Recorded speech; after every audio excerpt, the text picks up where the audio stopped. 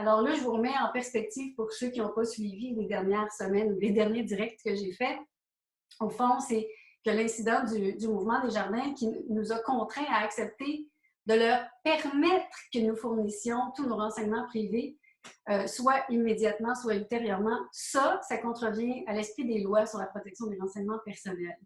Et bon, évidemment, Desjardins ne veut pas aller dans cette direction, on ne veut pas admettre ce tort, mais on a besoin de vous pour signifier à la Commission d'accès à l'information, pour signifier aux instances gouvernementales qu'il y a un problème. Donc, tandis que Desjardins, ça, soyez attentifs, hein, Desjardins recommande dans son en-tête de site, quand vous allez sur le site, il recommande de faire l'usage de ces services en ligne accédés, puis en même temps, elle bloque l'accès à ceux qui refusent de consentir aux nouvelles politiques de confidentialité. Il s'agit là d'une extorsion de consentement. Spécifiquement, le gouvernement ou les banques ou n'importe quelle personne qui vous demande des informations personnelles sont obligés de vous dire spécifiquement à quoi ils vont l'utiliser, pas d'une façon générale comme le fait la nouvelle politique de confidentialité chez Desjardins, mais d'une façon très spécifique. C'est pour ça qu'il y a un problème présentement à répondre oui à quelque chose qui est général. Ça ne fait pas partie de l'éthique, de l'esprit de la loi sur les renseignements personnels. Il y a vraiment des problèmes là, de gestion, de transparence, d'information, qui fait qu'au final, on nous désinforme plus qu'on nous informe. Donc, la conséquence de ça, c'est que on se sent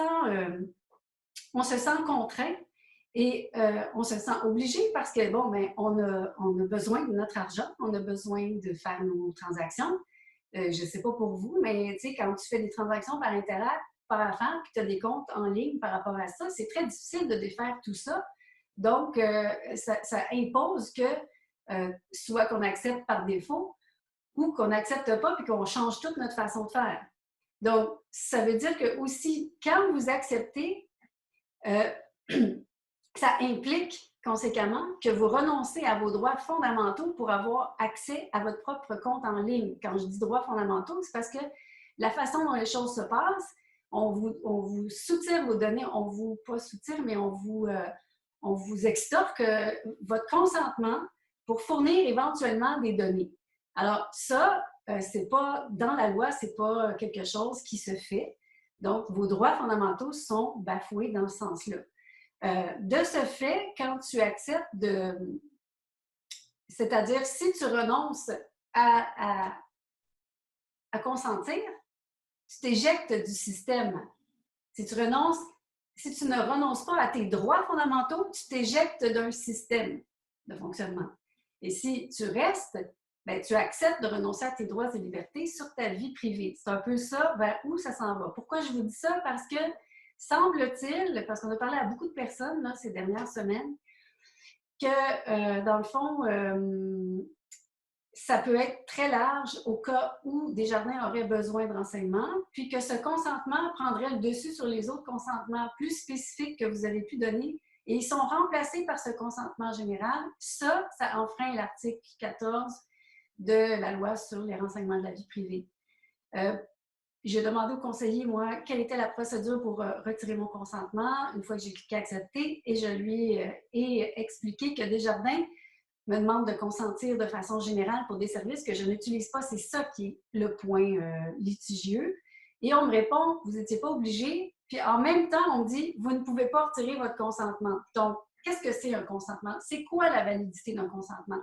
Cette question-là n'est pas répondue par Desjardins non plus, mais c'est son approche. Et puis, de toute évidence, cette extorsion de consentement ne respecte pas les critères de ce qu'on appelle un consentement valide. Aussi, bon, qu'est-ce que je peux vous dire? Desjardins utilise le prétexte de sa nouvelle politique de confidentialité en me faisant croire que celle-ci vise une meilleure protection de mes renseignements personnels. Mais en fin de compte, en quoi ça va protéger plus mes renseignements? D'en donner plus. L'autre point qui est problématique, c'est que les rôles ne sont pas clairs. Donc, les banques, en ce moment, sont en train de définir ceux qui vont conserver leurs privilèges de consommateurs dans l'écosystème numérique de ceux qui le perdront. C'est un peu ça qui est en train de se passer. Ceux qui acceptent les nouvelles conditions de confidentialité vont conserver leurs privilèges, mais devront renoncer à leurs droits fondamentaux si rien n'est fait pour réguler les banques. C'est pour ça qu'on vous interpelle sur la question. C'est pas un caprice là, de décider qu'on ne veut pas signer puis qu'on se questionne énormément sur la façon dont les choses sont en train de se passer. Et ceux qui refusent les nouvelles modifications, les nouvelles conditions de contrat pour conserver leurs droits fondamentaux, est-ce qu'ils vont pouvoir continuer à terme de faire des transactions au comptoir alors que Desjardins recommande fortement les transactions en ligne en ce moment dans son en-tête? Desjardins a fait une demande de lobbyisme au gouvernement. Ça veut dire qu'elle a voulu être proche du gouvernement pour comprendre comment elle pouvait bénéficier de ça. Je vous ai déjà dit que les banques étant en concurrence, elles ont besoin d'avoir de plus en plus de données sur vous pour vous faire croire qu'ils vont cibler mieux vos besoins. Puis, donc, c'est la concurrence bancaire qui fait qu'ils vont dans cette direction-là. C'est pas un complot, c'est juste des affaires, business as usual. Donc, Desjardins s'est trouvé à être privilégié en étant très proche du gouvernement par rapport à d'autres banques. Bon, ça aussi, c'est questionnable, mais c'est un autre sujet. C'est juste pour vous dire que Desjardins a pris beaucoup de place dans cette histoire-là. Puis, je vous invite à aller poser toutes vos questions à la Commission d'accès à l'information. Pourquoi Desjardins a travaillé avec le ministère? T'sais?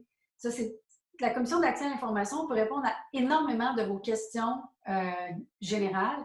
Puis nous, on va vous inviter à faire une démarche plus précise par rapport à la question des données privées dans les banques. Là, la question est une autre question de légitimité. Est-ce que Desjardins a évalué si cette pratique est conforme à l'article 9 de la loi sur le secteur privé qui limite la possibilité d'exiger la collecte d'un renseignement personnel pour offrir un service? Parce que c'est pas... c'est contrevenir à la loi que de ne pas offrir le service en question parce que quelqu'un refuse de fournir des données privées. Comment ça se fait qu'aujourd'hui, ce soit les citoyens qui doivent faire pression sur le comportement des banques et du gouvernement? Comment ça se fait qu'on sent qu'il n'y a personne qui peut répondre à nos questions? C'est pour ça que Connexion U a fait toutes ces démarches-là pour essayer de voir par quel bout prendre tout ça.